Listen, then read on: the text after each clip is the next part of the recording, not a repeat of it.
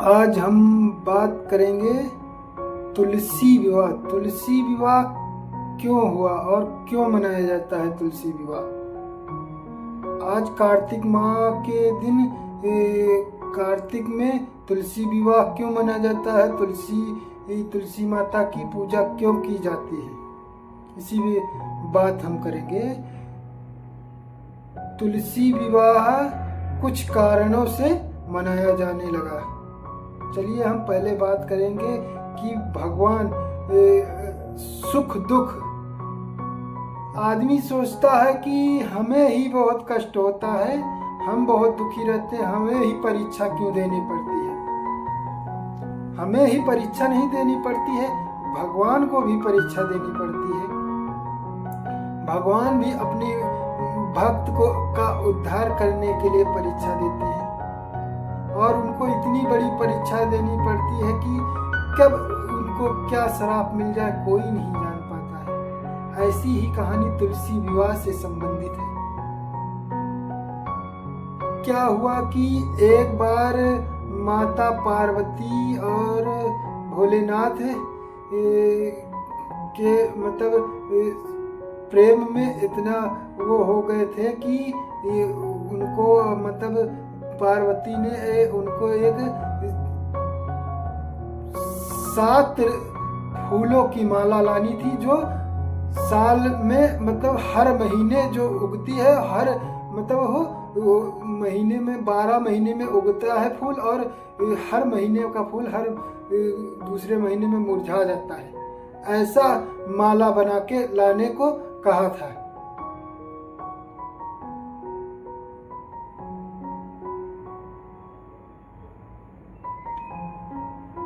वो माला बनाने चले गए थे और माला बना के लौट रहे थे, तभी जलंधर नाम के राक्षस की पैदा हुआ। भोलेनाथ के कुछ कारणों से जलंधर नाम का राक्षस पैदा हुआ और वो भोलेनाथ का ही पुत्र था। भोलेनाथ के अंश से पैदा हो, इसीलिए भोलेनाथ का पुत्र था। और अंत में जाकर बहुत बड़ा राजा बना। तो वो इतना वो हो गया था कि भोलेनाथ और पार्वती को अलग करने के लिए बहुत बड़ा वो करने लगा था कि हम भोलेनाथ और पार्वती माता को अलग कर देंगे तो हम कैलाश के राजा बन जाएंगे। सब जगह राज करने लगा था, यहाँ तक स्वर्ग में भी राज करने लगे था। और अब उसके दिमाग में आया था हम कैलाश में भी राज करेंगे और पार्वती माता को अलग कर देंगे, तब यहाँ के हमारा कल्याण हो जाएगा। और उसको शक्ति, इतनी शक्ति भी थी और एक पतिव्रता शक्ति भी मिल गई थी। अगर पतिव्रता शक्ति नष्ट ना होती तो इसकी मृत्यु ना होती। इसी कारण तुलसी विवाह होने का कारण बना। अब जो वृंदा नाम की स्त्री थी और वो विष्णु भगवान की परम भक्त थी, इसी कारण जलंधर को पतिव्रता शक्ति मिल गई थी। उसको कोई मार नहीं सकता था, क्योंकि पार्वती और भोलेनाथ इकट्ठा हो जाते तो मार देते, मगर उसमें पतिव्रता शक्ति के कारण पार्वती माता एक उसी फूल माला के उसमें फूल माला लाने के चक्कर में अगर भोलेनाथ ने फूल माला नहीं ला पाई, इसलिए अपना ध्यान सब कुछ त्याग दिया था, अपने विस्मृत कर दिया था कि हम वो भूल गई थी कि हम आदि शक्ति है। इसी कारण जलंधर माता पार्वती को अपने बस में करने को सोचा, जबकि बस में कर नहीं पाया। अब वृंदा विष्णु भगवान की परम भक्त थी और जलंधर की मृत्यु को टाल रही थी। तब भोले विष्णु भगवान ने वृंदा से छल किया था। उसी छल के कारण उनको श्राप मिला था और पत्थर के बन गए थे और शालिग्राम नाम से जाना जाता है। वही शालिग्राम से विष्णु भगवान की और तुलसी माता की विवाह होता है। इसके बाद क्या हुआ कि जब जलंधर पार्वती माता को बस भ्रमित करने में लगा था और यहाँ विष्णु भगवान को अब अपने भक्त को मुक्त करने के लिए कुछ ना कुछ तो करना पड़ेगा। तो उनको प्रतिव्रता भंग करना पड़ा था। जब जलंधर पार्वती माता को विस्मित में इतना अपने माया लोक में ऐसे कर दिया। भाई जब राक्षसों को शक्ति मिलती थी, तरह तरह की शक्तियां मिल जाती, उनको ऐसी शक्ति मिल गई थी कि पार्वती माता भोलेनाथ को भूल जाए और भोलेनाथ से कभी न मिल पाए। ऐसा करके वो अगर कुछ समय था, वो समय पूरा हो जाता तो पार्वती माता एकदम से नष्ट हो जाती। ऐसा उनका सोचना था कि माता की एक लीला थी, इनको जलंधर को मुक्त करने के लिए एक लीला थी। मगर राक्षस या हम ही लोग सोचते हैं कि हम जो कर रहे हैं वो सच है, अच्छा है, हम अच्छा कर रहे हैं, जबकि अच्छा नहीं होता है। इसी उसमें पड़ा था। अब विष्णु भगवान को वृंदा की प्रतिव्रता नष्ट करना था और वृंदा को संसार से मुक्त करना था। तो उन्होंने क्या है कि वृंदा भी अपने पति को जिताने के लिए एक पूजा कर रही थी। तो अब जलंधर तो पार्वती माता को विस्मित करने में लगा था।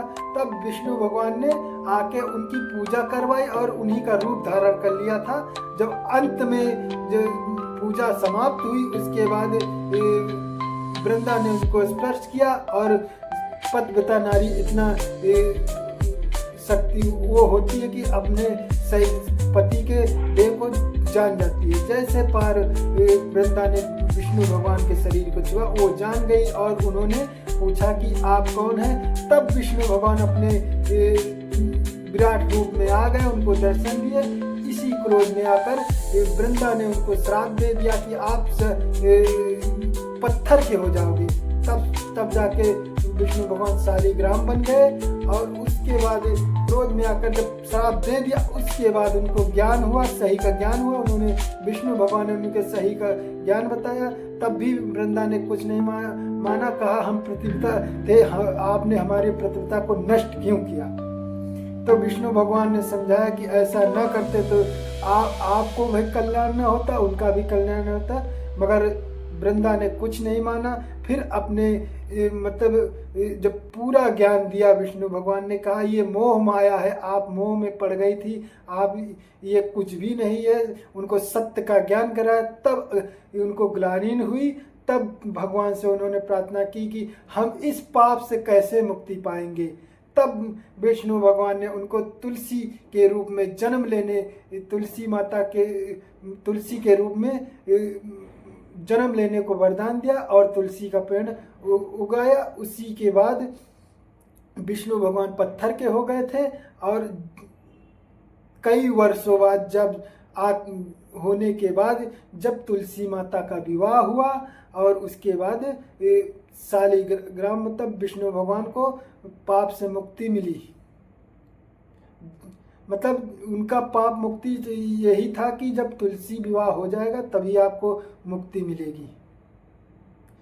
इसीलिए इस कहानी से हमें यही सीख मिलती है कि हम सोचते हैं कि हमें ही कष्ट होता, हमें ही कष्ट नहीं होता, भगवान को भी कष्ट होता है। अगर भगवान को इतना बड़ा कष्ट न मिलता तो वृंदा को मुक्ति नहीं मिल पाती।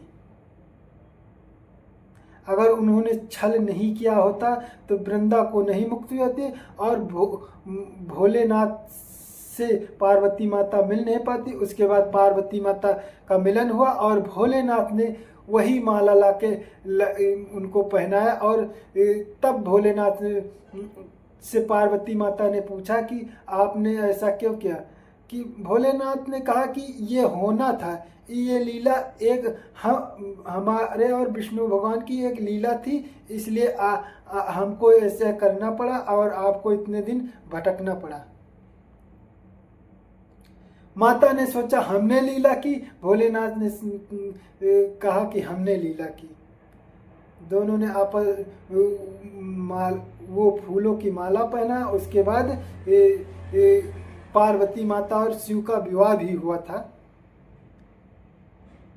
शालिग्राम और तुलसी का विवाह होने के बाद पार्वती माता और भोलेनाथ का भी विवाह होता है। वो गणेश भगवान बहुत भी जैसे जैसे आजकल हम लोग शादी की सालगिरह मनाते हैं, वैसे ही भोलेनाथ और पार्वती माता का सालगिरह मनाया गया था। जब इसके बाद जब सालगिरह मतलब तुलसी माता का विवाह हुआ, उसके बाद गणेश भगवान ने, जैसे हम लोग अपने माता पिता का सालगिरह मनाते हैं, उसी तरह गणेश भगवान ने भी भोलेनाथ और पार्वती माता का शादी का सालगिरह मनाया था। इस तुलसी विवाह और शालिग्राम से हमें यही सीख मिलती है कि हमें ही कष्ट नहीं होता है, भगवान को भी बहुत कष्ट होता है। बहुत मतलब अपने भक्त का उद्धार करने के लिए कितनी लीलाएं करनी पड़ती हैं। हम लोग सोचते हैं कि भगवान ने हमें जन्म दे दिया, हमें कष्ट दिया है। हमें कष्ट से कभी दुखी नहीं, क्योंकि हमारा कष्ट में ही हमारा कल्याण छुपा होता है। जय हिंद।